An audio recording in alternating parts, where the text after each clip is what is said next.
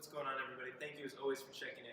Today's going to be quick and simple, and I truly mean that because the row is what we're going to be addressing, and the row is what's going to help you truly own your upper body and all of its movements. And as important as it is, it's not a difficult concept to grasp. You have two main responsibilities here.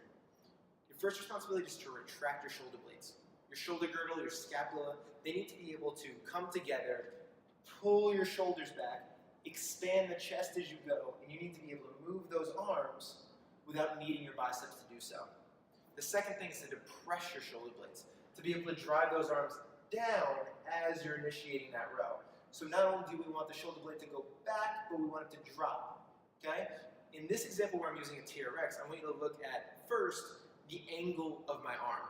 Now, my arm is not rotating forward in a good row. It's actually pulling my chest open. It's pulling my arms first, initiating from my back so that my retracting muscles can fire.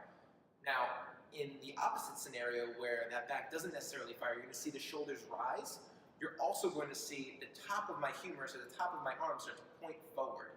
And while it might look a little exaggerated and a little bit silly, that's because the top of that humerus is not meant to be getting pushed forward in this manner. We have retracting muscles to set that shoulder girdle so that we don't rotate the head of that humerus forward, and we keep the entire anterior side of our shoulder girdle safe. Rotator cuff, anterior delt, the chest is not feeling like it needs to tighten even more than it already does.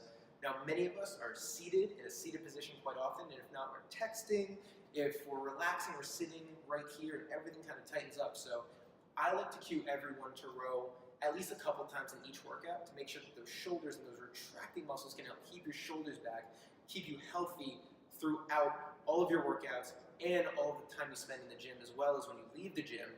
You can stand up nice and tall. You can feel as though your shoulder blades are open. You can have some nice tall posture. Now, when it comes to depressing those shoulder blades, and you're going to see in this another angle of the TRX row, we want to make sure that those shoulder blades drop down just as much as they get pulled towards each other from the rear angle. Now, if I start to rotate up, you're going to notice that my shoulders come up towards my ears. And as they come up towards my ears, my traps are going to get involved, my neck is going to get tight. And to be honest, there's less injury aspect that could happen there, my opinion, but it's not going to feel very good. And that's where you're going to get some neck pain, you're going to feel trap pain, you're going to go for a massage, you're going to say that things are really tweaked.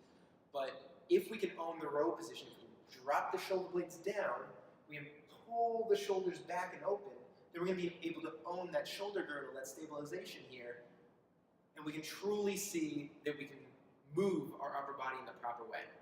Your big muscles here are going to be your rhomboids and your middle traps, as well as a little bit of your lower traps, to drop those shoulders down, retract your shoulder blades together as you row. Whether that's the TRX as you just saw, or a single arm dumbbell row, a bent over barbell row, no matter what it is, you want to know that your shoulders are going down and back and you're fighting against gravity.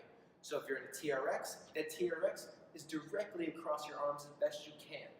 If it's in a dumbbell or a barbell row, you want to know that you can own either the hinge position or support yourself in one manner, and you want to be able to row against gravity while still driving that shoulder down and driving that shoulder back.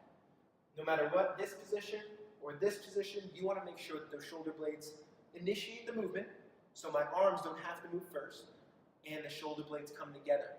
Imagine pinching a pencil between your shoulder blades as you go. It's a good cue for you trainers out there, or yourself if you're trying to go into the gym and really lock this in. Pinch an imaginary pencil behind your shoulder blades, open up your chest, drive the shoulders away from the ears. Do those three things, and you'll help yourself and anyone you work with to own that row, really stabilize the shoulders and make that back nice and strong, get your posture even better. Let me know if you can implement this going forward. Let me know what you think. You can either hit me up in the comments below or on Instagram at JCodeFit, and I'll catch you next time.